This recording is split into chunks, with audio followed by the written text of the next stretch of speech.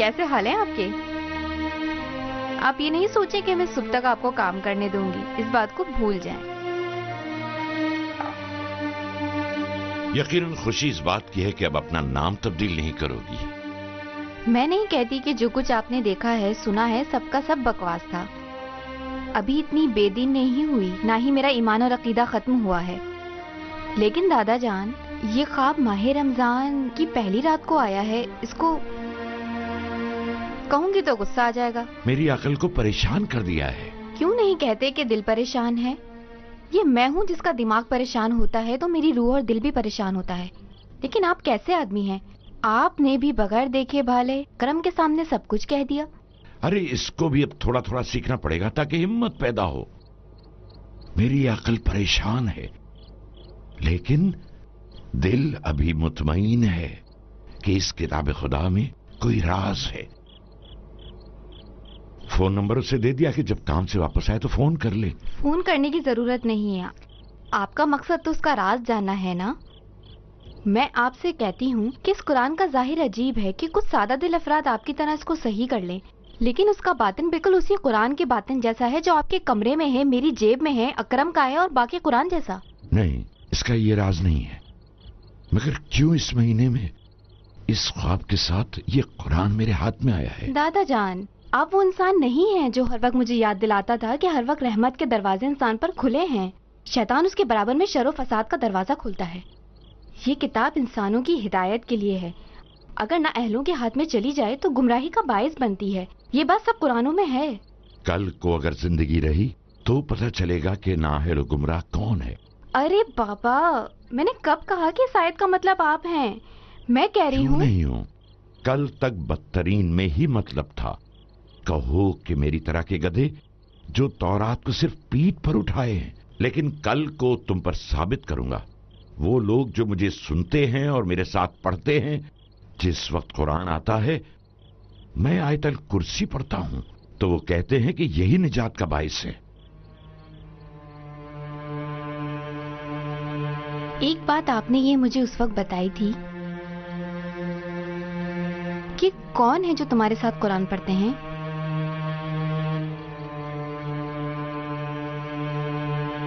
اچھا، اس آخری کو جیسے نہیں سنا کیونکہ میری طاقت باہر ہے۔ لیکن دادا جان، آپ خود کہتے ہیں اس کتاب کے آنے سے پہلے آپ کی توجہ تھی، آپ مطمئن ہیں کہ اس قرآن کا ظاہر بالکل اس آئینے کی طرح نہیں ہے جو آپ نے اپنے بابا کو خواب میں دیا تھا۔ کیوں نہیں؟ تو اس کا باطن جاننے کے لیے کل بہادری کے گھر چلیں گے۔ ہاں ہاں، کل پھر مجھے اپنے ساتھ لے کر ادھر ادھر گھومیں گے۔ دادا جان، آپ جو کچھ بھی کریں گے، لیکن اب جو بھی کرنا ہے وہ آپ کے بھائی اور ان کے بیٹے کریں گے۔ سنا آپ نے میں نے کیا کہا؟ گھر میں رہیں گے اور آرام کریں گے، اور اگر گئے تو میرے جنازے پر سے ہو کر جائیں گے، بس۔ اس کے گھر کا دروازہ سبز تھا اور حاجی کاظم مہلوجی اور کاشانی وغیرہ آئے تھے اس کی عیادت کرنے۔ میرے خیال سے یہی ہے۔ یہ سبز ہے؟ لوگ اپنے گھر کے دروازے کا رنگ بدلنے کے لیے اب تم سے اجازت لیں گے محترمہ؟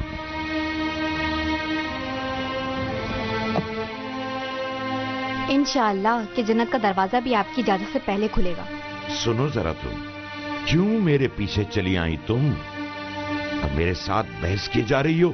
معاف کیجیے، بحث کرنا میری عادت ہے اور مجھے آپ کی سلامتی کی فکر ہے۔ تم کو میری سلامتی کی فکر نہیں کرنی چاہیے۔ السلام علیکم محترمہ، یہ بہادری صاحب کا گھر ہے؟ جی، آپ کون؟ میں محترمہ، یہ آپ کے شوہر کے پرانے جاننے والے ہیں۔ ہم نے سنا ہے کہ بہادری صاحب بیمار ہیں، ان کی عیادت کے لیے آئے ہیں۔ کس نے آپ سے کہا کہ میرا شوہر بیمار ہے؟ محترمہ، میں خلیل ہوں، جاوید یان صاحب کا بھائی۔ کل رات میری پوتی نے آپ سے فون پر بات کی تھی۔ اگر آپ کو اپنے شوہر کی فکر ہے تو قبل اس کے کہ بات ہاتھ سے نکل جائے مجھے ان سے ملنے دیجئے۔ وہ مجھے پتا چلا ہے کہ ان کو بس نے ٹکر مار دی تھی۔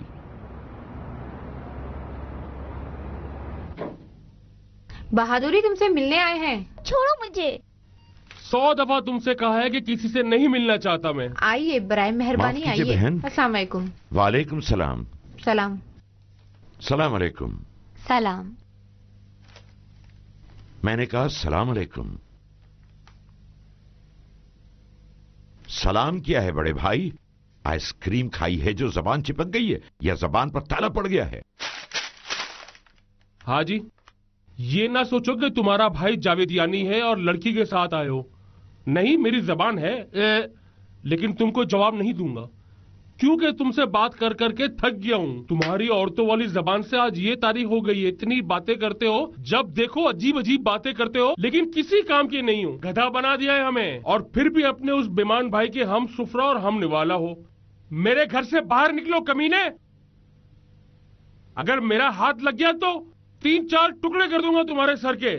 تم سے کہا نہیں تھا کہ جب تک میں ٹھیک نہ ہو جاؤں مہربانی کر کے کسی کو خبر نہ ہونے دینا؟ کہا تھا نا. ارے کیا ہوا؟ کیا کہہ رہے ہیں آپ؟ تم خاموش رہو لڑکی. ہم اسی طرح کھڑے رہیں گے؟ اس کو اپنے دل کی باتیں کہنے لیں دو. صحیح کہہ رہا ہے یہ بندہ خدا. ایک عرصے تک یہ گدھے کو گھوڑا اور گھوڑے کو گدھا کہتا رہا ہے. دے لو گالیاں تم اتنی دو کہ تمہاری یہ 2 میٹر کی زبان تھک جائے اور کمرے میں بند ہو جائے. لڑکی، اگر اس نے تم سے مربوط کوئی بات نہیں کی ہے تو باہر جاؤ. بولو بے غیرت. میرے کان تو میں ہی سن رہے ہیں. میں یہاں اپنی رسوائی کرنے نہیں آیا ہوں. 3 ڈبے والے میرے لیے 2 تکیے ہی کافی ہیں. میں صرف یہ جاننے آیا ہوں کہ تمہاری جلیل سے بات اور چیک بھیجنے کا معاملہ کہاں تک پہنچا. چیک بھیجنا؟ میں تمہاری سفید داڑھی سے شرم نہیں کھاتا کیونکہ تم کو خود شرم نہیں آتی. 4-5 ہڈیوں والی خال والے. تم کو پتا ہے وہ تیرا بھائی جو حرام کھاتا ہے، جو کچھ اس کے منہ میں آیا فون پر میری بیوی اور میرے بچوں کو بولتے ہیں، اور پھر آ جاتے ہیں میرے پاس چیک کی اور غیرت کی باتیں کرنے. جلیل نے ایسی باتیں کی ہیں؟ نہیں، میرے ماموں نے کی ہیں. کہا تھا کہ خواب میں دیکھو کہ اگلی قسط کب آتی ہے. دیکھو تم میرے گھر سے باہر جاتے ہو یا کھڑا ہوں اور اسی لکڑی سے تمہارے 14 طبق روشن کر دوں. ریاکار کہیں کے. 1 منٹ رکو بہادری، کھڑے ہو اور ہمارے ساتھ چلو. ایک چیز میری سمجھ میں نہیں آئی. تمہارے کہنے کا مقصد یہ ہے یعنی تمہاری بات رامین سے نہیں ہوئی تھی کہ رامین تمہاری رقم لے کے اپنے بابا سے تمہارے پاس آئے؟ میری رقم لے کر؟ یہ کیا ہے؟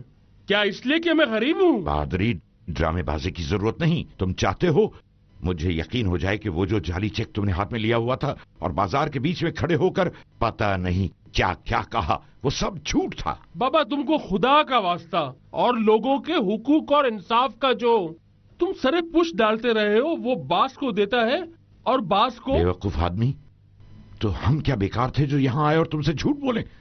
میں نے پرسوں اپنے بھائی سے بات کی تھی.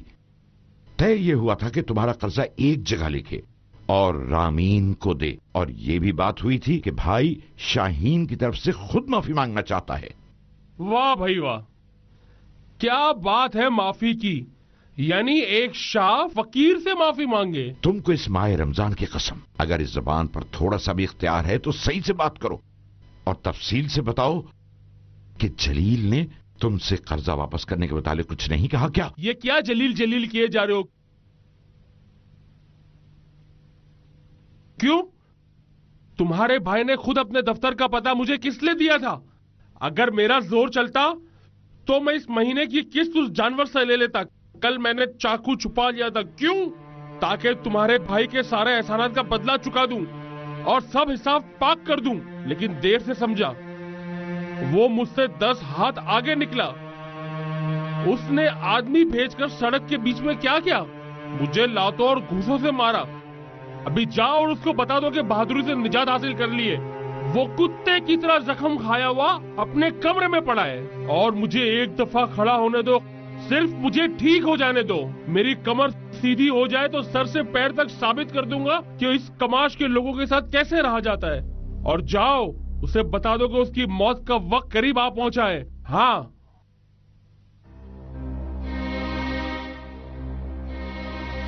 یعنی آپ کہہ رہے ہیں؟ اچھا یہ بتاؤ، تمہارا بس سے ایکسیڈنٹ نہیں ہوا تھا؟ بس پتہ نہیں، اندھیرا اتنا تھا کہ مجھے صحیح سے نظر نہیں آیا کہ وہ خبیث پیچھے سے آیا اور مجھے دھکا دے دیا. میرا ٹخنا پتہ نہیں بس پہ لگا یا منی بس پر. جناب بے ادب و بد زبان صاحب، ذرا رکیے، ہمیں بھی پتہ چلے کہ کیا ہوا ہے کیا نہیں. ایک بات اپنے باڈی گارڈ سے کہہ دو کہ چپ رہے. کیوں جلیل نے تم کو اپنے دفتر کا پتہ بتایا اور بعد میں تمہاری آدمی بھیج کر خدمت کی؟ کیوں اس نے صرف تمہارا پیر توڑا؟ 7 قرآن بیچ میں لے آؤ حاجی صاحب. ایک بات کا مجھے یقین ہے کہ آپ کے بھائی صاحب کو اس قصے کی خبر بھی نہیں تھی. پتا ہے کیوں؟ ہاں، ہو سکتا ہے کسی جمعدار کا کام ہو. آخر ان کو تکلیف دیتا ہوں، ان کو پیسے نہیں دیتا. ہو سکتا ہے انہی کا کام ہو. ان کے ہاتھ میں جھاڑو بھی تو تھی. لا الہ الا اللہ. ہاں، لا الہ الا اللہ خدا کے کاموں کا اس کے مخلص بندوں کو ہی پتا ہوتا ہے کہ ایک بندہ نامخلص بیمار ہو گیا ہے، بڈھے آدمی یا بھائی کے حمایتی. تم میری بات سنو، یا تم پیچھے کھڑی ہوئی عورت، میں نے صرف خوش خیالی میں تم کو نہیں بتایا ہے، یا وہ بے عزتی جو کی ہے بلا وجہ نہیں کی ہے. تم صرف یہاں بس بس کرنے آئے ہو کیا؟ دادا ابو چلیے، یہ نہ قرآن کے لائق ہے اور نہ آپ کے وہ بھائی اس کے لائق ہیں، نہ ہی وہ اس قرآن کے لائق ہیں. محترمہ، بظاہر تو آپ بہت زیادہ نیک کردار لگتی ہیں. زیادہ باتیں نہیں کرو. تمہارے دادا ابو کو بتاؤں گا کہ اس جاویدیان کو نہیں کہا تھا کہ وہ نیک کردار نہیں ہے. صحیح بات کی تھی میں نے. جبھی بری لگی اور مجھے سڑک پر مارا. زیادہ منہ نہ کھلوا اور جاؤ. چلیں دادا جان. میں تم کو بتا سکتا ہوں کہ کس کا کام ہے، مگر میں نہیں بتاؤں گا. میرے لیے اہم نہیں ہے کہ تم کیا سوچو گے. بہادری، اگر تم سچ سچ بتا دو تو جواب ملنے کے بعد میں خود چلا جاؤں گا. کیا اس پرانے بازار میں تم اس نشئی کو جانتے ہو جس کا خرچہ اس کی بیٹی اٹھاتی ہے؟ ان دونوں کا معاملہ یہاں سے مربوط نہیں ہے. آئیں چلیں. جانتے ہو؟ اپنے بھائی سے یہ بات نہیں پوچھتے. شاید کنسٹرکشن کی آڑ میں یہ کام بھی چلا رہا ہو اور کسی کو خبر بھی نہیں ہو. تم نے کہا باپ اپنی بیٹی کا معاملہ طے کرتا ہے. اور اس کا پتہ ہے، ایک آدمی ہے کافی امیر، بالکل تمہاری طرح، کہ اس کے پیسے کمانے کا ذریعہ صرف اس کی گاڑی ہے. وہ چاہتا ہے اپنا قرضہ اتارنے کے لیے اپنی گاڑی کا سودا کر لے. ہاں بابا سید خلیل، مجھے اپنے مرحومین کی قسم کے خواب میں بھی نہیں دیکھا ہے زندہ رہوں کہ تمہاری یہ ڈرامے بازی دیکھوں. یعنی تم اس آدمی کو نہیں جانتے اور اس کے قرض خواہوں کو بھی نہیں جانتے. ارے یہ سب کس نے تمہیں بتایا ہے؟ ہاں، بہت اچھا قرض خواہ ہے جلیل، لیکن قرضدار کون ہے؟ نہیں جانتا. یعنی مجھے پہلے پتا چلے کہ تمہارا بھائی کیا کرنا چاہتا ہے، بعد میں شاید بتا دوں. ارے زبان دراز، تیری عقل ماری گئی ہے. یعنی جلیل کو خود نہیں پتا کہ کس کی گاڑی کا سودا کر رہا ہے. مجھے بھیجا ہے کہ تیرے جیسے انسان سے پوچھ. حاجی اپنے زبان کی الفاظ کو سمجھو. ہاں، یہ تم اور تمہارے وہ بھتیجے، تمہارے آبا اور اجداد اور سارے پرانے لوگ، حتیٰ یہ کہ چاپلوسی کرتے تھے، چاہتے تھے کہ اپنی مارکیٹ کو، اپنی دکانوں کو آباد کریں. جناب سید غفور رضائیہ تو اپنا سامان بھی باندھ چکے ہیں. ہم تو وہاں اپنا کاروبار بھی کرنا چاہتے تھے، لیکن انہوں نے ہی رکاوٹ ڈالی ہے اور اب میرے سر پہ چلا رہے ہو. سید غفور کا پتہ ہے تمہارے پاس؟ جب تک بتاؤ گے نہیں کیا کام ہے، بات نہیں کروں گا. میں خود چلا جاؤں گا، تمہاری منت نہیں چاہیے. راستہ میں خود ڈھونڈ لوں گا.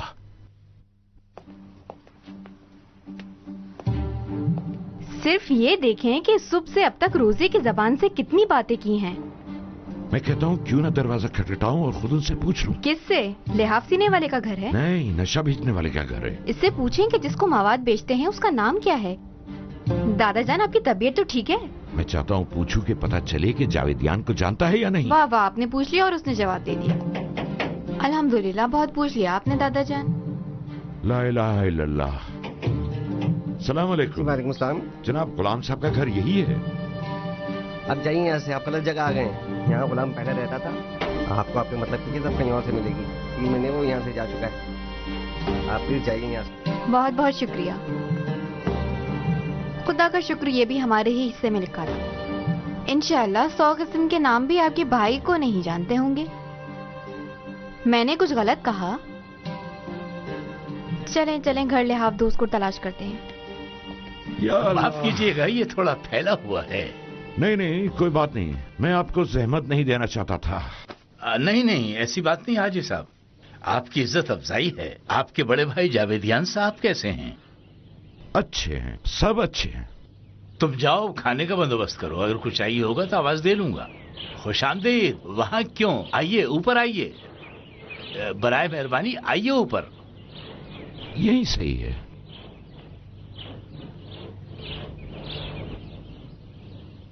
ماشاءاللہ کام صحیح چل رہا ہے.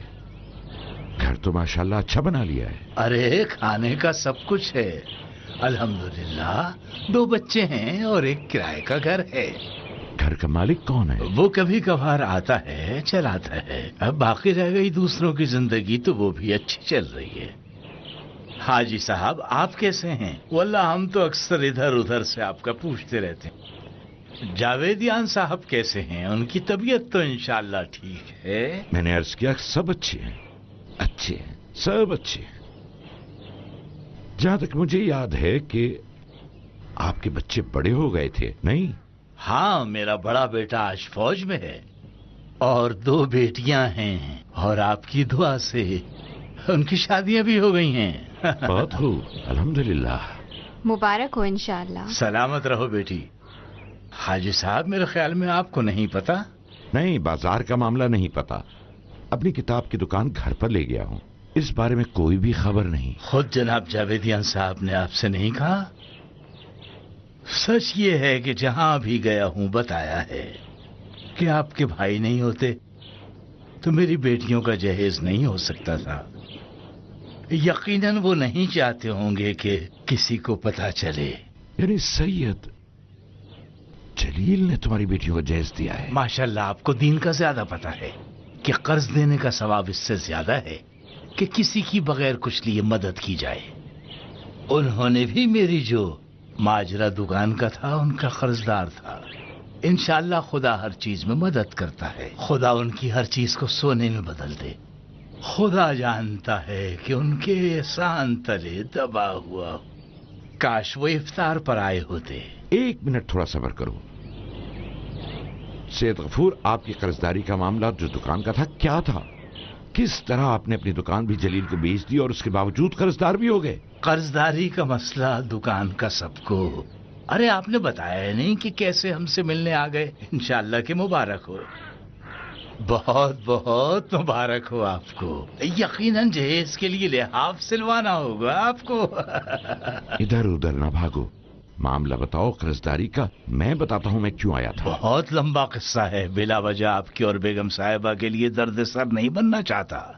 بخدا بیگم صاحبہ خدا نے جتنی آپ کے شوہر کو اطاعت و قناعت کا جذبہ عطا کیا ہے ان کے بھائی کو اتنی ہی سخاوت و بخشش کا جذبہ دیا ہے. کیا کہہ رہے ہیں جناب آپ؟ خدا آپ کی زندگی کو مبارک کرے. انشاءاللہ خوشحال زندگی گزاریں. کب شادی کی؟ غفور مجھ پر نظر ڈالو. میرے پاؤں قبر میں ہیں اور احمد کی لڑکی سے شادی کروں گا. معاف کیجیے گا محترمہ. یعنی سچ ہے میں نے نہیں سوچا تھا میں نے نہیں سوچا تھا کہ واقعی احمد صاحب کی بیٹی ہے. سچ ہے میں سمجھا کہ پھر شادی کر لی ہے آپ نے.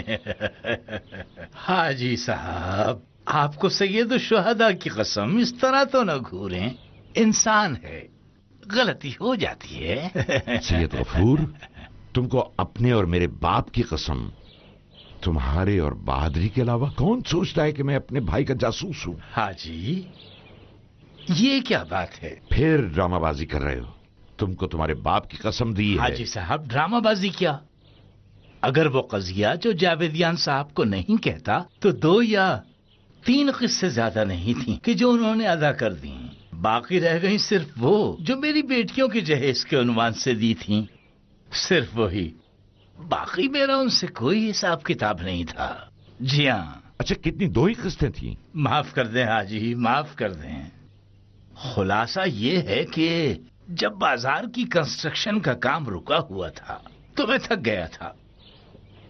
آپ کے بھائی کے پاس گیا اور کہا دکان کے پیسے واپس مل جائیں. لیکن دیکھا کہ وہ مجھ سے زیادہ پیسوں کے مسئلے میں الجھے ہوئے ہیں. ہم نے کہا کیا کریں کہ سیغ بھی نہ جلے اور نہ ہی کباب. جاویدیان صاحب نے کہا کہ پیسوں کے بدلے میری گاڑی لے لو. کچھ نہ ہونے سے کچھ ہونا ہی بہتر ہے. لیکن بعد میں پتا چلا کہ بھائی صاحب کی گاڑی کی قسطیں بھی باقی ہیں. میں نے جب دیکھا کہ وہ بندہ خدا مجھ سے زیادہ پھنسا ہوا ہے، تو اس گاڑی کو ٹیکسی بنا لیا تاکہ قسطیں بھی اتر جائیں اور میرا بوجھ بھی ہلکا ہو جائے، ٹھیک ہے نا؟ اور یہی کام میں نے کیا۔ یہ گاڑی جس کی آپ بات کر رہے ہیں یہ وہی گاڑی ہے نا جو آپ سے چھین لی گئی تھی نا؟ یعنی آپ نے جاویدیان صاحب سے سنا ہے یا کسی اور سے؟ نہیں، کسی اور سے۔ اچھا، یعنی یہ خاتون بالکل ایسے سوال کر رہی ہیں جیسے پولیس فلم میں لوگوں سے کرتی ہے۔ وہ جاننا چاہتی ہے جو کچھ سنا ہے صحیح ہے یا نہیں۔ اچھا، ہاں، 1 ہفتے پہلے چوری ہوئی ہے۔ میں نے جاویدیان صاحب کو کہا کہ اگر ہو سکے کچھ مدد کر دیں کہ جو قسطیں باقی رہ گئی ہیں وہ کچھ رک کر ادا کر دوں گا، شاید یہ مسئلہ حل ہو جائے۔ کیا مشکل کہ گاڑی مل جائے؟ مل جائے؟ مجھے کہاں سے پتا کہ یقیناً مل جائے گی؟ کیا بات کر رہے ہیں جناب؟ معاف کیجیے، ایسے ہی۔ لیکن کیا آپ کو جاویدیان صاحب آسانی سے مل گئے تھے؟ آسانی؟ ہاں ہاں، یعنی روزہ ہے، کیوں جھوٹ بولوں؟ میں ان کے نئے دفتر کا پتہ نہیں جانتا تھا، ان کے بیٹے کو پیغام دیا تھا۔ ارے بابا، 1 سال سے قسطیں دے رہے ہیں اور ابھی بھی مقروض ہیں؟ کیا اپنا گھر بار سب بیٹیوں کے پیچھے رکھ چھوڑا ہے؟ ہاں، کتنا قرضہ باقی رہ گیا غفور؟ کچھ نہیں، آدھا دے چکا ہوں، آدھا انشاءاللہ خدا کہیں سے پیدا کر دے۔ وہ جو رہ گیا ہے اسی وجہ سے کہ آج کل کم کما رہا ہوں، مسئلہ ہو جائے گا، میں آپ کے بھائی کے پاس جاؤں گا اور ان سے کہوں گا قسطوں کا کم کر دیں۔ سید غفور، خدا کبھی بھی آدمی کی مدد نہیں کرتا جو ریت کے ذروں کی طرح جھوٹ بولتا ہے۔ تم جلیل سے کہو گے تمہارے قرض کو کم کر دے یا گاڑی کے سودے کو؟ حاجی صاحب، آپ ماشاءاللہ جانتے ہیں، سب کچھ خبر ہے آپ کو، کس طرح ایک آبرومند انسان کو جھوٹ بولنے والا کہہ رہے ہیں۔ اس لیے کہ میری سمجھ میں نہیں آ رہا، تم اپنی بدبختی کا قصہ سنا رہے ہو اور دانت نکال کر ہنس رہے ہو۔ جلیل نے تمہاری دکان لے لی، گاڑی اور قرض پر رکھ لیا اور ہنس رہے ہو۔ ایک ادھار کتنا دے دیا تم کو کہ اس کے بدلے اپنی گاڑی کا سودا کر رہے ہو اور ہنس رہے ہو۔ گاڑی تمہاری چرا لی اور اپنے ساتھ لے گئے اور پھر بھی ہنس رہے ہو۔ میں نے آج تک ایسا پاگل انسان نہیں دیکھا۔ دادا جان، نہیں، انہیں کہنے دو، ہماری غریبی پر انہیں بھی آنسو بہانے دو۔ مجھے تو ان کی باتیں سننے کی عادت سی ہو گئی ہے۔ میں اپنی پرانی دکان سے پریشان تھا اور سوچا تھا کہ دکان کو نیا کرنے کا احسان نہ رہے۔ لالچ نے لوگوں کو مار دیا ہے، مگر آپ اولاد پیغمبر کو تو سب معلوم ہے، تو پھر کیوں اس غریب سے پوچھ رہے ہیں؟ میں نے کہا تم جاؤ۔ اب مجھ سے ان کانوں سے سنا نہیں جاتا۔ میری بہن، مجھے کچھ نہیں پتا ہے، ابھی کسی سے پوچھنے نہیں جاتا، صرف اس لیے کہ ایک مظلوم کی جگہ 40 مظلوم نہ ہو جائے۔ سوائے ایک مظلوم کے اور کچھ نہیں، باقی 40 مظلوموں کو تو آپ کے بھائی جانتے ہوں گے، نہیں جانتے کیا؟ بہت اچھا، آپ کہہ دیں کہ جاؤں۔ مجھے میرے جد کی قسم، ہم دونوں کے جد کی قسم، جناب زہرا کی آبرو کی قسم، کسی سے کچھ نہیں کہوں گا کہ اس سے سنا ہے۔ آپ کے بھائی صاحب نے بھی اپنے جد کی قسم کھا کھا کر، حضرت زہرا علیہ السلام کی قسم کھا کھا کر میرے شوہر اور ان کی جیبوں کی سیڑھی بنائی تاکہ ترقی کر سکے۔ تم سے کہا نا جاؤ۔ کہاں جاؤں؟ جاؤ یہاں سے۔ بات اب یہاں تک آ گئی ہے تو بتاتا ہوں، مگر 1000 قسمیں کھا کر بھی کہوں گا کہ اس کو میں نے نہیں بتایا کچھ، میں جھوٹی قسمیں کھانے کو بھی تیار ہو جاؤں گا۔ جب میں 1 ملین لینے گیا انہوں نے مجھے چیک دیے، مگر اس کے داماد نے مجھ سے کہا کہ اپنے حساب کتاب کی خاطر آپ کو کچھ ضروری کاغذات پر دستخط کرنے پڑیں گے۔ جانتے ہیں وہ کتنے کے تھے؟ 3 ملین کے۔ میں نے آپ کے بھائی سے کہا ہمارے درمیان یہ طے نہیں ہوا تھا۔ وہ کہنے لگا دفتر کے حساب کتاب کی خاطر ہے۔ میں ایک اندھے کنویں میں جا گرا۔ سید صاحب، باہر آنا میرے بس میں نہ تھا، پانی کی امید میں کھوتا چلا گیا اور میرے پاس بچنے کے لیے کوئی راستہ نہ تھا۔ معاف کیجیے گا، آپ کی گفتگو سے کچھ بو آ رہی ہے. یہ تو بتائیں آخر آپ کتنے کے مقروض ہوئے ہیں؟ 1 ملین، 3 ملین یا اس سے زیادہ؟ محترمہ رہنے دیجئے، خدا رحم کرنے والا ہے. الحمدللہ گاڑی چوری ہونے کے بعد کچھ باقی نہیں رہا کہ جس پر وہ قبضہ کرے. میں نے رامین صاحب سے کہہ دیا کہ اپنے والد سے کہہ دینا اب کچھ باقی نہیں بچا. اگر چاہے تو جیل بھجوا دے یا اور پھٹے پرانے قالین لے جائے. خدا اس کا بھلا کرے. 1 سال کی مہلت ہمارے لیے لے لی. جس کنویں کی تم بات کر رہے ہو وہ ربا کا کنواں ہے. کیا تم نے جلیل سے ربا کے پیسے لیے؟ حاجی صاحب آپ تو دنیا سے بالکل بے خبر ہیں. حاجی صاحب اب آپ یہ کہیں گے کہ میری دین و دنیا بالکل ختم ہو گئی ہے. ٹھیک کہہ رہا ہوں نا؟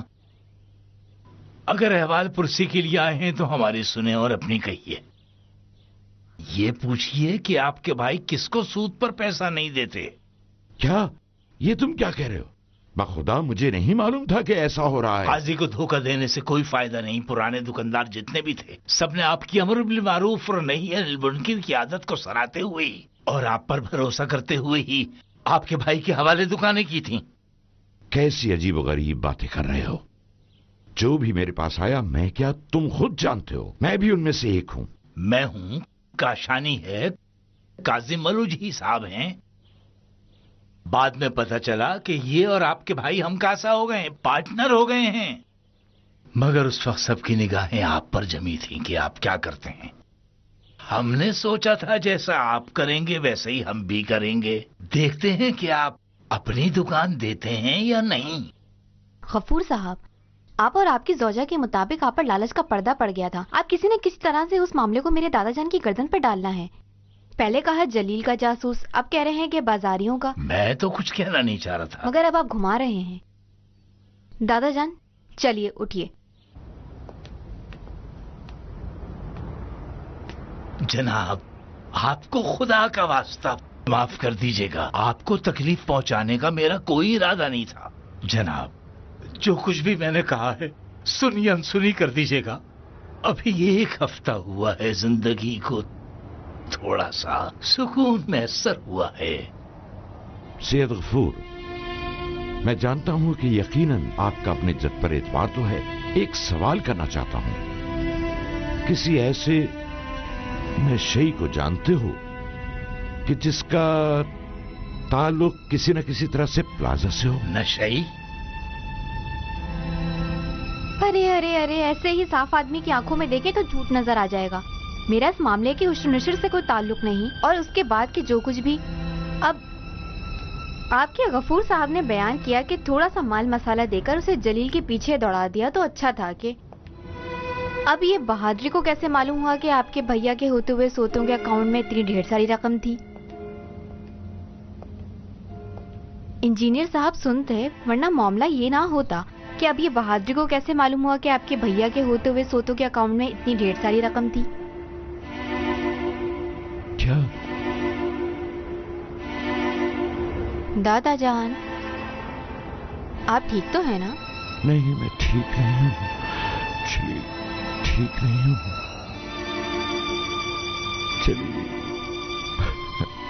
دادا جان کہاں؟ دادا جان آخر میری بات سنیے کہ میں کیا کر رہے ہیں؟ اب چلا نہیں جا رہا، ٹیکسی کر لیتے ہیں.